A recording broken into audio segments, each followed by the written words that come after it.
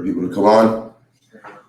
For those of you coming on, listening, or just checking in, tonight's going to be a part 1 of 2. Hopefully 3. We get my older sister involved, but today we're going to have the noise in the background. There's noise in the background? Yes. I don't know how to deal with it. Okay, tell him to huh. Okay, so this is part 1 of 2 series, or hopefully 3. My older sister will join us. But today's topic is a look from the other side. And I'll dive into a little bit more here. Just a few more minutes to get some people signed on, get some watch parties out there. If you're watching us, please share, you guys. It helps us get more views and get the word out for people to learn about Real Talk and somebody that may be in need to hear this or maybe be a part of this program. All right. We are also in Las Vegas and here in El Paso, Texas, and we're looking to expand to other states as well. All right, bro, are you ready for today's conversation? Oh, hold up. Can you hear me there? Yes, I can hear you. Does it do anything with the background noise? It's okay. They're just laughing and stuff. They're having fun. That's all right. All right. Okay, so I guess we'll go ahead and get started. All right, everybody, welcome to Real Talk, Real Topics. My name is Julian Morales, and joining us today is my brother Oscar Morales for our topic, A Look from the Other Side. Before we get started, though, for those of you that do not know what Real Talk Youth Impact Program is about, we are a nonprofit organization that aims to help families, not just the youth, but families by bringing people together through conversations. So what we do is we have a 3-class program where we take felons, people that have been incarcerated. We share our story with the kids. We also share our story with the parents in a parenting group with licensed professionals. Upon graduation, if the child fits the criteria, and so does the parent, of 2 hours a month volunteering, the child is passing their grades, and there is funds available. We do fund up to $150 a month per child for any after-school activity in hopes to get the child active and to help those single parents out there that may not have the financial means. So that's what Real Talk Youth Impact Program is about. Now, today's topic is very personal to me. This is the stuff that I've been talking about with our other guests the last few episodes. And, you know, in order to have something work, I guess you need to, I like to take part in everything that I'm doing, and Real Talk is very close to me as I started it here in El Paso. So I like to lead by example. And today I will be hearing for the first time with you guys a lot of my brother's emotions and feelings through everything that I've talked about and shared with you guys. You know, I have one way of looking at things, and I believe personally, when I went to prison, I imagined that my family was sad, that my friends were sad, right? Now, that's something we can only imagine. And the reality of it is it might not be like that all the time. With my brother, I personally don't know right now what he's going to come out, what he's going to share with, but I'm excited to hear it. And part of healing and getting back into society isn't just making it out of prison and holding a job, but it's building your support system. And your support system, the truth of the matter, is always going to be your family. But believe me, take it from my experience. It's always going to be your family. And my brother and I had a rocky relationship before prison because of my ways, because of the things that I did. You know, I was a horrible person. I was a thief. I was a liar, manipulator, scammed my family. And, I had a lot of shame now about it.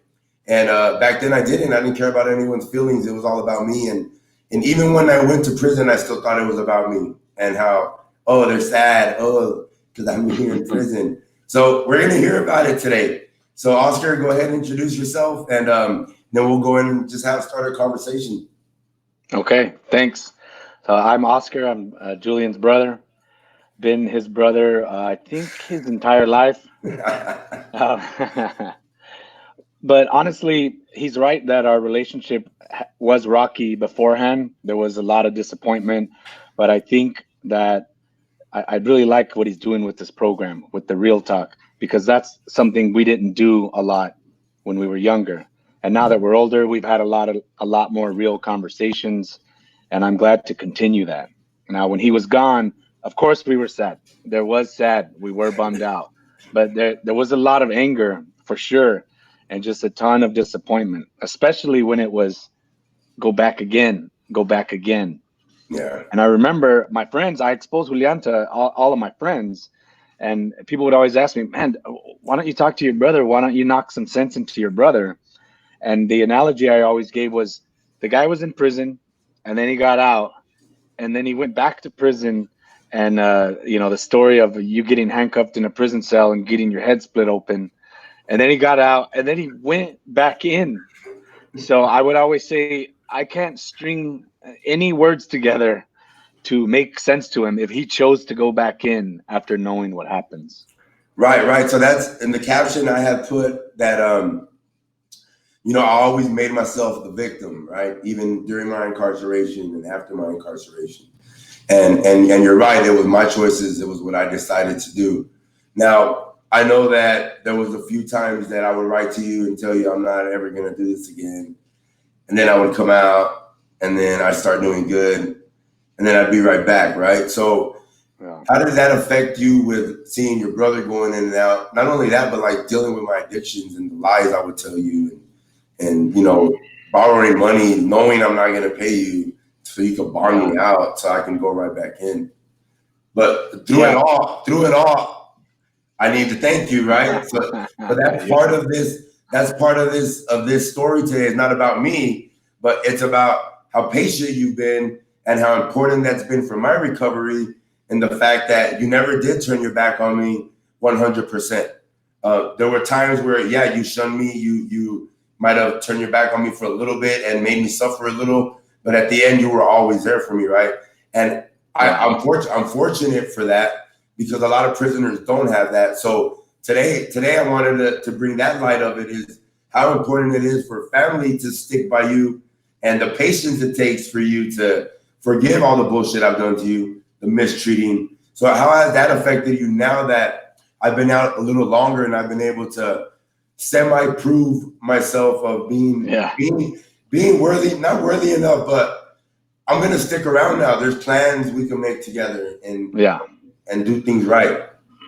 Well, as I got older and I started traveling for work and with friends, and the trips were awesome, I would take some time to be extra bummed out that I couldn't do that with my own brother. We're not that far in age, so we could have been going to Vegas and going to all these other places that I've been as brothers. So I was always, that one I was bummed out, definitely sad. I missed it. I had to make other brothers, if you will. So I was really disappointed about that. And with your actions of repetitive over and over and over, you did two things. One, you had basically had me convinced in my head that people don't change. People can't change. It's impossible. Julian, my brother, is the shining example that people don't change. And I would express that to other people that were trying to change or whatever. I'm like, it's impossible. So it's not going to happen. My brother's not changed. Nobody could change. But at the same time, and I'll give you credit, I have noticed a more sustainable change on this last time. Now, you said that you've been out long enough for me to realize, hey, is this good enough? Have I changed? It's taken me forever to come around and say, like, I will help you with this real talk thing. Because you're serious. I mean, you were, if the math's correct, you were in prison like 13 years. Once you dedicate 13 years to something else, the way you did to prison, then I'll be like, all right, cool. Yeah, he's committed. This is happening. Well, guess what? Cinco de Mayo, I'm on 10 years. In a couple more days, 10 years out. So let me ask you this. Now that I've gotten out and our conversations have gotten a little more real, I've obviously shared with you everything from my past, what made me tick, why the drug addiction, why I was always coked out, why I didn't want to be around you guys, right? So now that I've shared that with you, right, does it give you a different look as to how your brother ended up in that position? Because here's the other tale to our story is we grew up in the same household, in the same neighborhood, and you are completely different from how I turned out, right? And it's just so, it was all my choices, right? It was everything that I chose. But along that, other things happen, other factors happen that I've shared, obviously. How has that made you or helped you to understand, okay, maybe not give me a pass, maybe not, I know it's not complete forgiveness, like it was still my own will, my own choice, but does that help you understand a little bit more of why I ended up where I did? Yeah, I mean, it does help me understand. And of course, I forgive you, man. I'm not holding anything that wouldn't be helpful to Right. anybody. So it's not like I'm holding on to anything. Yeah, you're forgiven. And when I think about that time or that stuff, am I still pissed off? I still get pissed off, and I have a hard time connecting the wires of, man, when I grew up, my decision was, the decision tree was, is this going to cause a problem for mom? Yes or no? That was it. That was my decision tree. That's as deep as I thought about anything. And I was always frustrated that you couldn't do that. But as I've gotten older, had kids, like everybody's their own person. Everybody makes up their own mind. They make their own bed. So, yeah. No, definitely. Definitely. And so now that you see Real Talk and you see the change personally in my life with my son and in my own home, you've been able to see that change, that drastic change the last year, right? But it's been happening the last 2 years. Do you see anything that maybe, I don't know, that you're like, why didn't he do this earlier? Nah, I don't think that's a healthy way to think about it. And one of the things I do like about your change is it's been progressive. It hasn't been over the night, all of a sudden, you're so unbelievably cool that you could just overnight be back to where you were. It's been slow. You've taken some steps back, then you go forward, a little bit back, go forward. So I do appreciate the way that it's been happening. So, and I like that it's this particular theme. I've been trying to listen in to some of the other guests that you've had on. I did listen to Aaron's, and I remember when we met with one of our childhood friends here in Fort Worth when we were in the swimming pool. I remember when we hung out. I spent some time with him, and when I hearing Aaron and talking to your other buddy, there are similarities in just the way you guys either are wired or some of the thought processes. But at the same time, I'm seeing the realization, and you're having patience and a little more self-reflection, which may have just been missing. I don't know. Yeah, so I think that's a big thing too, is the self reflection. I had self reflected before many times in prison when all I had was time, right? But I think the hard part for a lot of us to do is to swallow that, understand it, and accept it for truth, right? Because you can look at an art picture all you want, and it's beautiful to some people and it's ugly to others. So when you look at your own reflection, and then it's something you don't like, you just don't accept it. You don't want that shit, right? So that's what I want to show with Real Talk is there's a process to this, you guys. And I'm not saying that this process that I've done and others around me have done is the perfect process, but it's a start for many. For me, it's been everything: conversating, being open. I'm not shameful to tell people I'm a felon. I know I've always get questioned that, why are you so proud? It's not that I'm proud. It's I want people to understand me. Like, you can't understand someone unless you know all about them, right? Yeah. That's what I want to do with Real Talk. And for those of you that don't know, so my brother's starting to help us with Real Talk and putting our web stuff together and helping us keep track of all of our analytics and paperwork. So my brother worked for Microsoft for many years and graduated from Irvin High School. Would you graduate top one? Percent, yeah. Well, 1%, yeah. 1%. He was, and like I said, we come from the same neighborhood on Lawson Street in front of the park and by the FDRs. We went to the same elementary school, Wainwright, same middle school, Canyon Hills. I would have gone to Irvin. I never made it to high school. But my brother's path was so different from mine, and I never understood why. And now that I'm older, I understand that it's all about choices, right? And accountability, like you said. Yeah. Is there anything else you'd like to share with us today? Just No, just keep going with this real talk thing and your change and the way you treat my nephew. I do really appreciate the change and Susie as well. So it's been good. I'm glad that you've reached out to my kids like proactively. You guys have your own relationship. That's very important to me. I'm glad that you're doing that as well. So thank yes. Yeah, so that's the other thing we've been talking about the last 2 weeks is those relationships when you come out, right? And mending and for I didn't have anything to mend because I had no relationship with your kids, right? So, it's and not to throw a pity party or for people to feel bad for felons or but just to have a better understanding. There's a lot of pressure when you get out. There's a lot of pressure, a lot of self guilt, a lot of self pressure that I need to mend this so fast. I need to do this.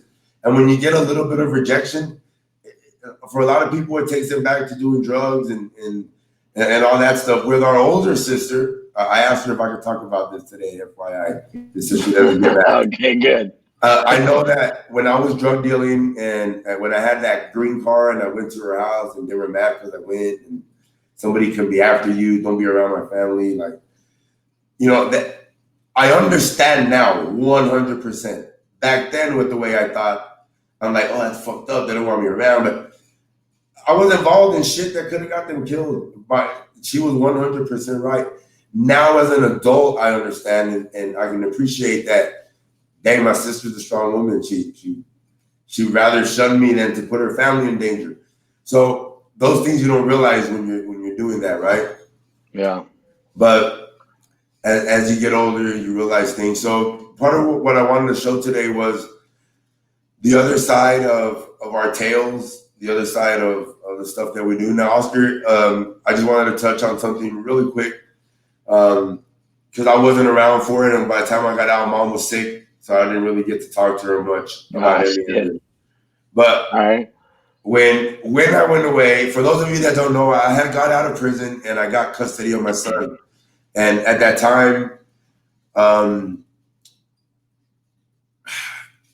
had a good job and I could have afforded the things that I needed to be a single father. And I was thinking about this today because I was thinking about this conversation. And today was one of those days where I really self-reflected and I had to find the root cause of why I went back that time. And I had to be honest with myself. I was a little bitch. I was scared to be a single father. I took the fucking easy way out and I went back to prison.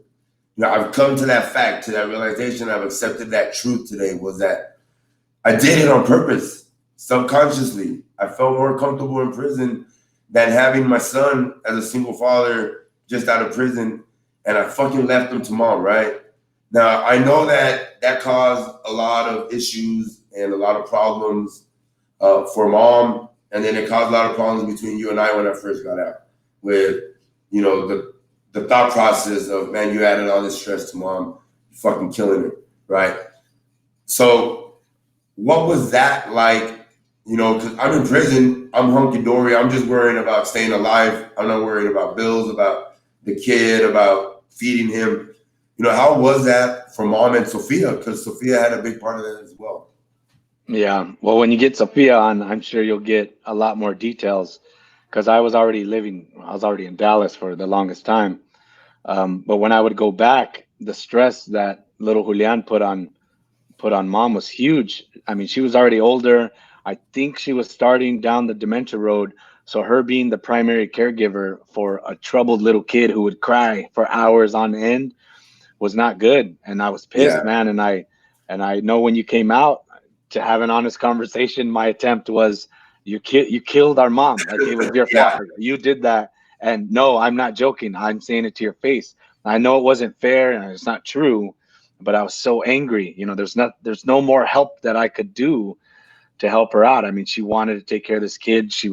It was her responsibility. So I look at Julian and I'm like, he better find the cure for cancer or at least the coronavirus, man. After everything. Coronavirus. Yeah. Let's hope he does. Let's hope that he does. But hey, thanks for coming on. Thanks for sharing and believing in Real Talk and everything that we're doing. And also for being my biggest supporter besides my wife. You've always been there for me and helped me stay focused and grounded to something, right?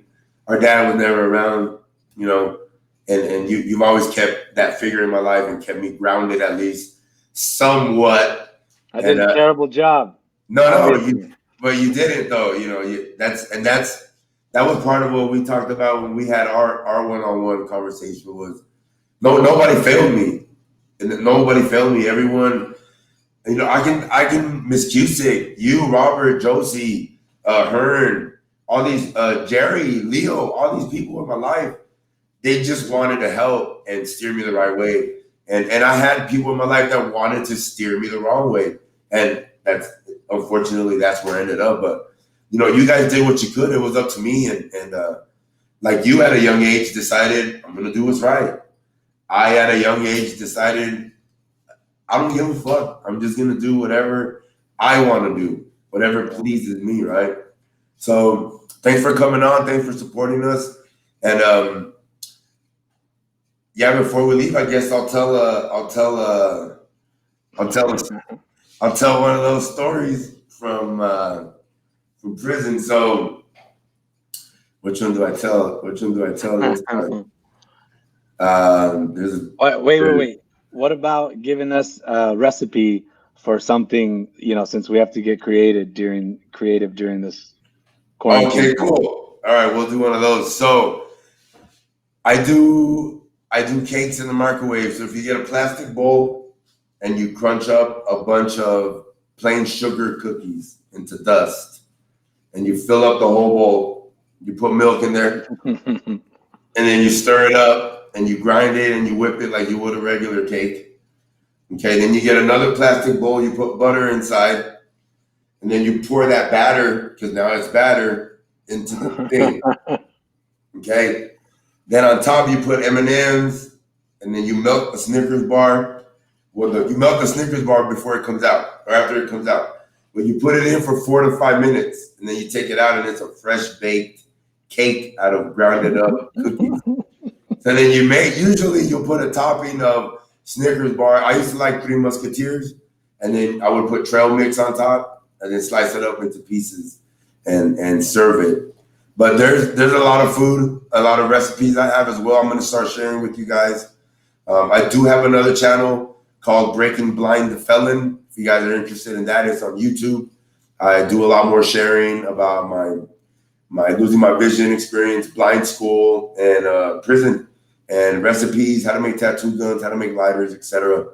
And I'm also going to have some other felons on there, and we'll be talking and just going back and forth. But thanks for coming on. Once again, I'd like to just give a quick shout out to our supporters, Southwest University, Southwest Networks out in Arlington, Texas. They're the ones that donated our kickoff tailgate package for the season opener for the Dallas Cowboys. Hippie Girl, Michelle Rivera, thank you so much for all your help. And all of our supporters, Deborah Roos, Veronica, Danny Ferguson, all you guys, please keep sharing our videos. Thank you so much. And as always, love your neighbor. Treat others as you want to be treated. And love your children. All right, Oscar, we'll talk to you later. All right, see you, man. Have a good one. All right, bye. Bye.